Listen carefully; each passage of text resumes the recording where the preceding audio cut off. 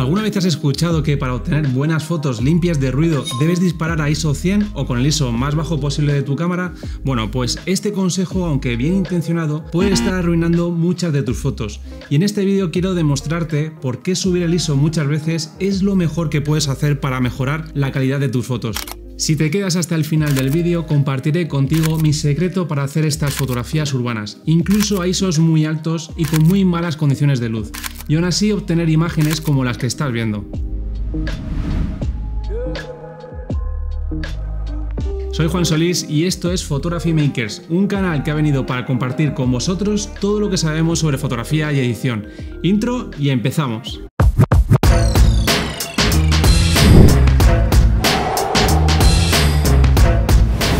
¿Qué es el ISO y cómo afecta a tus fotos?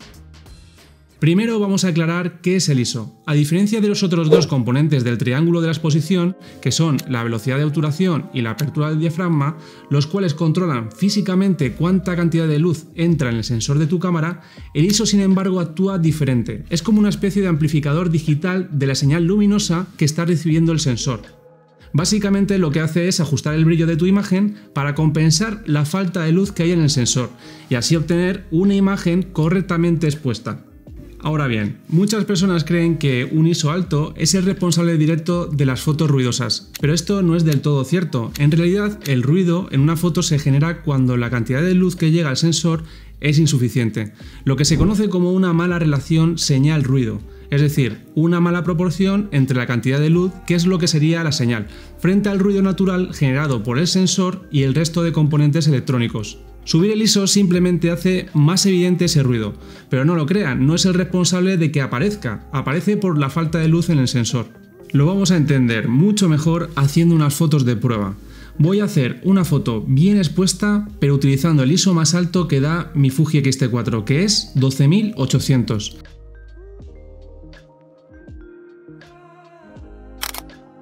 Esta sería la foto con la configuración que he elegido. ISO 12800, 50 mm, f1 y una velocidad de 1/2200 segundos.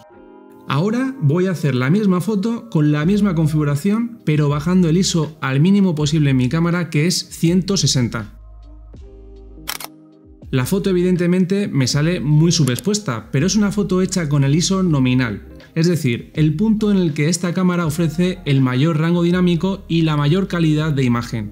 Así que las sombras de esta foto las podré recuperar fácilmente con un poco de edición en Lightroom. ¿Pero qué genera más ruido? ¿Poner el ISO al máximo en la cámara o levantar las sombras en edición en una foto con un ISO mucho más bajo? Vamos a verlo. Vamos a ajustar la exposición y las sombras de la foto oscura hasta que tengan más o menos la misma exposición que la otra foto, tal que así más o menos. Si comparamos una foto con la otra, no hay ninguna duda, la foto con el ISO 160 tiene mucho más ruido, aunque el ISO utilizado es muchísimo menor que en la otra. Ten en cuenta que en las dos fotos está llegando la misma cantidad de luz al sensor, porque el resto de parámetros, salvo la ISO, son iguales. Pero en una la exposición se la está añadiendo la cámara mediante el ISO y en la otra se la estamos añadiendo nosotros mediante la edición. Esto lo que demuestra es que lo que afecta al ruido no es el nivel de ISO en sí, sino la falta de luz. Y viendo estos resultados podemos concluir que la calidad de la foto es mucho mejor si subimos el ISO que no si dejamos la foto oscura por tratar de bajarlo al máximo. Sin embargo, eso no significa que siempre debas usar un ISO alto, ni muchísimo menos. Hay situaciones en las que, por supuesto, utilizar el ISO más bajo posible es la mejor opción para tener una toma de mayor calidad. Antes hemos dicho que en el triángulo de la exposición, estos dos componentes controlan la cantidad de luz física que entra en el sensor, mientras que el ISO lo hace de manera electrónica. Así que, por supuesto, siempre lo ideal será recurrir a estos dos valores y no tener que subir el ISO. Pero ¿cuándo podemos utilizar entonces el ISO más bajo posible?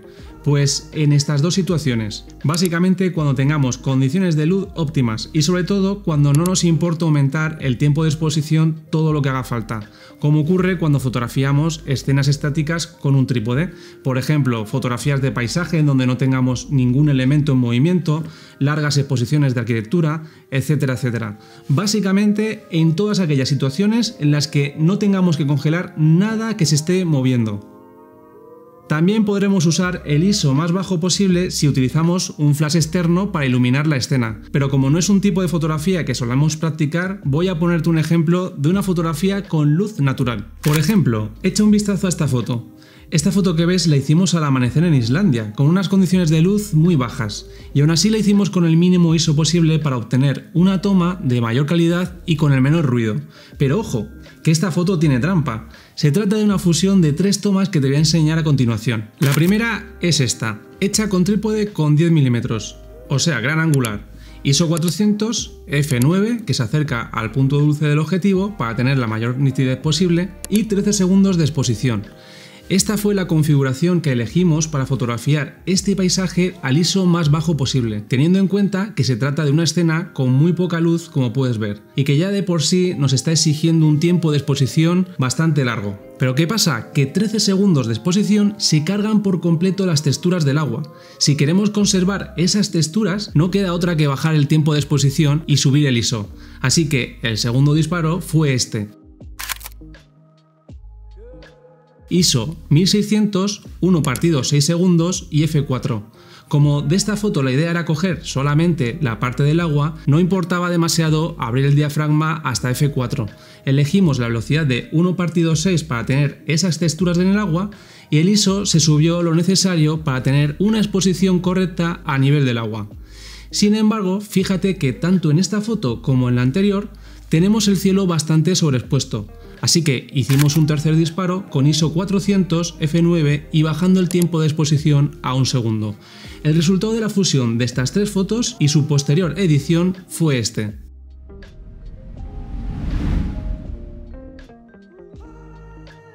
En este ejemplo, la fusión de las 3 fotos en Photoshop es lo que nos ha permitido bajar el ISO para tener una toma lo más limpia posible de ruido, pero en mi opinión, si hubiera tenido que elegir una sola de las 3 fotos y no tener que hacer estas fusiones, sin duda habría elegido la del ISO alto, porque de esa manera puedo tener esa textura en el agua que funciona mucho mejor a nivel de composición, aunque ello implique tener un poquito más de ruido. Por lo tanto, y en conclusión, un ISO bajo puede ayudarnos a tener imágenes con más calidad y menos ruido lógicamente, pero nunca debemos tener miedo de subir el ISO cuando sea necesario, para poder utilizar la velocidad de obturación óptima que necesitemos en cada caso.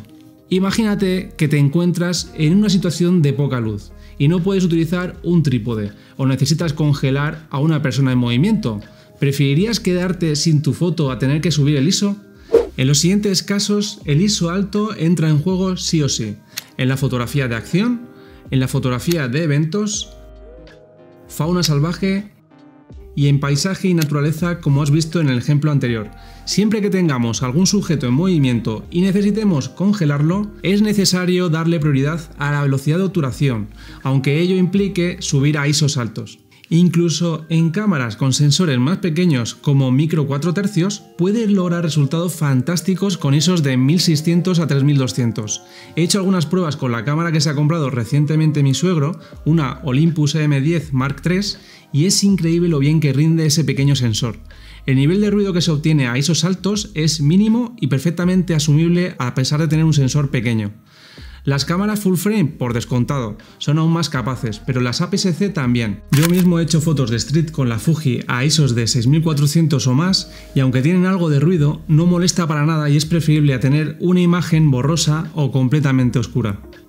Enseguida te cuento mi secreto para hacer este tipo de fotos, pero antes quiero darte 3 consejos para que cuando decidas disparar a ISOs altos puedas obtener el mejor resultado. 1. Evita recortar demasiado tus fotos. Encuentra composiciones que llenen el encuadre desde el principio y no necesites hacer un recorte después en edición. Esto es así porque si amplías una imagen que ya tiene un poco de ruido, lo que conseguirás es hacerlo aún más evidente. Así que asegúrate de tener la mejor composición directamente desde la cámara. 2. Utiliza un software de reducción de ruido. Lightroom, con su función integrada para reducir el ruido con inteligencia artificial, es increíble lo bien que funciona, pero también tienes otros programas como Topaz o PureRAW. Funcionan genial y pueden ayudarte a eliminar el ruido como por arte de magia sin perder nada de detalle. Y 3. No subexpongas deliberadamente por tener un ISO bajo. Si intentas compensar una exposición baja en la edición, el ruido será mucho peor, como has visto en el ejemplo de antes. siempre es mejor obtener una exposición correcta desde el principio. Y ahora sí, te contaré mi secreto, o mejor dicho, mis 2 secretos para conseguir hacer fotografías urbanas espectaculares. Toma nota.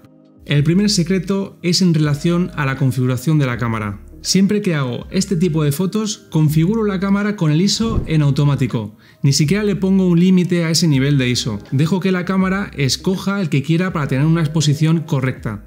El modo de disparo que suelo utilizar es el manual con el ISO en automático, es decir, escojo de manera manual tanto la apertura del diafragma como la velocidad de obturación.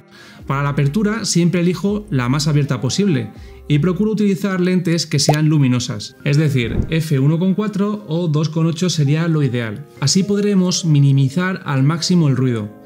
En cuanto a la velocidad de obturación, ajusto la que necesito para congelar a mis protagonistas en movimiento. Esto depende de la distancia focal y de lo rápido que se muevan las personas, pero habitualmente una velocidad de 1/100 aproximadamente podrá asegurar tener a las personas nítidas. Otra cosa importante que hago cuando utilizo este modo de disparo es jugar con el dial de la compensación de la exposición, para a su vez poner 1, 2 o 3 pasos, según el caso, para proteger las luces brillantes de la escena. Cuando bajamos este dial de compensación de la exposición, la cámara lo que hace es ajustar aquellos parámetros que tengamos en automático, en este caso el nivel de ISO. De esta manera nos aseguramos de proteger las altas luces. Esto es súper importante en fotografía urbana nocturna, porque si las luces de las farolas o los carteles luminosos nos aparecen quemados, perderemos esa información y arruinaremos la foto. En definitiva, para este tipo de fotos puedes utilizar el modo manual, como en mi caso, o modos semiautomáticos con prioridad a la velocidad de obturación, si lo prefieres. Pero de los mejores consejos que puedo darte es que sí o sí configures el ISO en automático. Y el secreto número 2 es seguir un flujo de trabajo ordenado en la edición. La edición es una pieza clave para todas mis fotografías urbanas, al 50% en importancia junto con la captura. El método que sigo para editar este tipo de fotos lo explicamos de principio a fin en nuestro curso Maestros de la Edición en 30 días. Hubo una oferta súper especial el día de su lanzamiento que duró solo una semana, pero lamentablemente ya se acabó. Sin embargo, abriremos otras ofertas en el futuro, así que si te la perdiste y no quieres perderte ninguna más, suscríbete a nuestra newsletter. Te dejamos el link abajo en la descripción de este vídeo. No solo te informaremos de nuestras ofertas, sino que además compartiremos contigo muchos más contenidos para aprender fotografía y edición, que para eso estamos. Bueno, muchísimas gracias por acompañarme, espero que te animes a experimentar con el ISO de tu cámara y que todos estos consejos te resulten útiles. Si te gustó este vídeo, dale like, suscríbete y nos vemos en el siguiente. Un abrazo y hasta la próxima. Chao.